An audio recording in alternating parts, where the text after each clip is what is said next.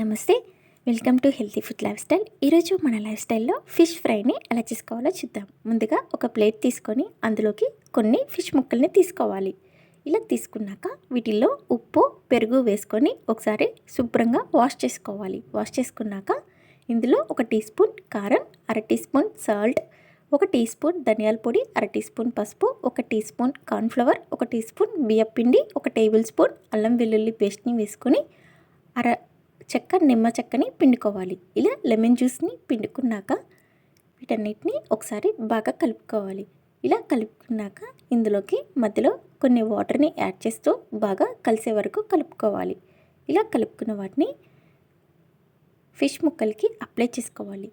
ఈ ఉప్పు, కారం, మసాలా అంతా చేపలకి అప్లై చేసుకొని మూత పెట్టుకొని వీటిని ఒక 20 నిమిషాలు పక్కన ఉంచుకోవాలి. ఈలోపు వీటన్నిటికీ ఉప్పు, కారం, మసాలా అనేది బాగా పట్టుద్ది.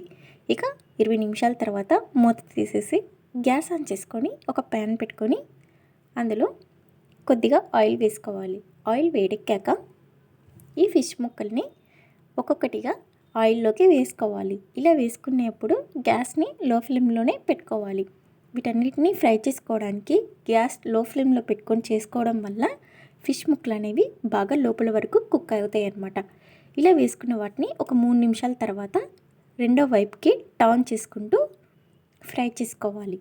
ఇలా అన్నిటినీ సెకండ్ వైపుకి తిప్పుకుంటూ గ్యాస్ని లో ఫ్లేమ్లో పెట్టుకొని ఇలా ఫ్రై చేసుకోవాలి. ఇప్పుడు ఫ్రై అయిన తర్వాత వీటన్నిటిని వేరొక ప్లేట్లోకి తీసుకోవాలి.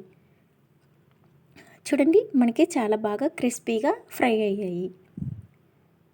మీరు కూడా ఈ స్టైల్లో ఒకసారి ఫిష్ ఫ్రై చేసి మీకు ఎలా వచ్చిందో కింద కామెంట్ సెక్షన్లో కామెంట్ చేయండి.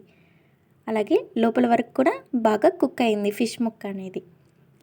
ఈ వీడియో మీకు నచ్చినట్లయితే లైక్ చేసి మీ ఫ్రెండ్స్ అండ్ ఫ్యామిలీకి షేర్ చేయండి. మరిన్ని ఈజీ అండ్ హెల్దీ రెసిపీస్ కోసం మన ఛానల్ని సబ్స్క్రైబ్ చేసుకోండి. Thank you all.